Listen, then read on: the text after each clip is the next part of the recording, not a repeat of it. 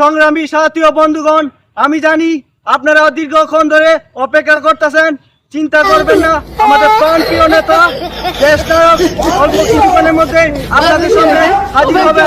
চিন্তা করবেন না, একটু ধৈর্য ধরে বসুন। আর মাত্র 20 মিনিট সময় আছে। 20 মিনিটের ভিতরে আমাদের প্রাণপ্রিয় নেতা দেশ নায়ক এখানে উপস্থিত হবেন। অল্প কিছুক্ষণের মধ্যে রাষ্ট্রনায়ক মোহাম্মদ শাকিল রহমান এই 20 মিনিটের ভিতরে মঞ্চের মধ্যে উপস্থিত হবেন। এই নেতা আছে, এই সেই নেতা শাকিল রহমান।